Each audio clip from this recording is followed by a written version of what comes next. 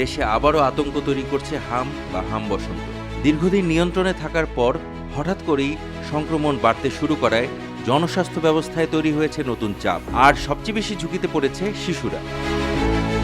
হাম সংক্রামক ভাইরাসজনিত রোগ, যা সাধারণত কাশি বা হাঁচির মাধ্যমে সহজেই একজন থেকে আরেকজনের মধ্যে ছড়িয়ে পড়ে। শুরুতে সাধারণ জ্বর, সর্দি কাশি আর শরীরে র্যাশের মতো উপসর্গ দেখা দেয়, কিন্তু সমস্যা হয় তখনই যখন এটি জটিল রূপ নেয়।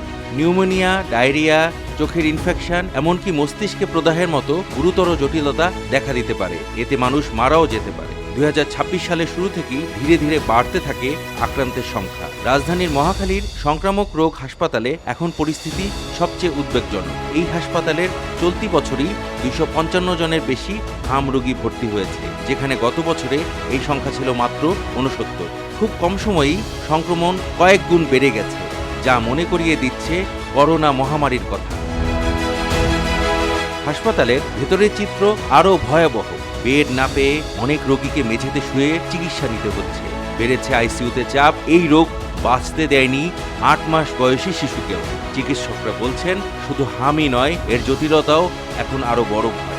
বিশেষ করে পোস্ট হাম নিউমোনিয়া শিশুদের জন্য প্রাণঘাতী হয়ে উঠেছে।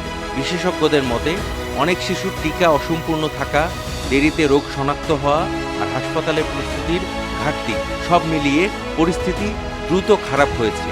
যদিও বাংলাদেশ আগে টিকাদানের মাধ্যমে হাম অনেকটা নিয়ন্ত্রণে এনেছিল, কিন্তু 2015 সালের পর থেকে বড় আকারের জাতীয় গণটিকাদান কর্মসূচি দেখা যায়নি বাংলাদেশে। বর্তমানে এই বৃদ্ধি বলে দিচ্ছে স্বাস্থ্যসেবায় আরও সংস্কার প্রয়োজন। বিশেষজ্ঞরা আরও বলেছেন, দেশে এখন যে পরিস্থিতি তৈরি হয়েছে তা শুধু একটি রোগের প্রাদুর্ভাব নয়, বরং জনস্বাস্থ্যের জন্য একটি সতর্ক বার্তা। দ্রুত টিকাদান জোরদার করা, হাসপাতালের সক্ষমতা বাড়ানো এবং সচেতনতা বৃদ্ধি, এই তিনটিই এখন সবচেয়ে বেশি জরুরি হয়ে দাঁড়িয়েছে। এখন এই মুহূর্তে প্রশ্ন একটাই, এই সংক্রমণ কি এখানেই থামবে, নাকি করোনার মতো আবারও দেখতে হবে মৃত্যুর মিছিল? Captain's TV, Dhaka.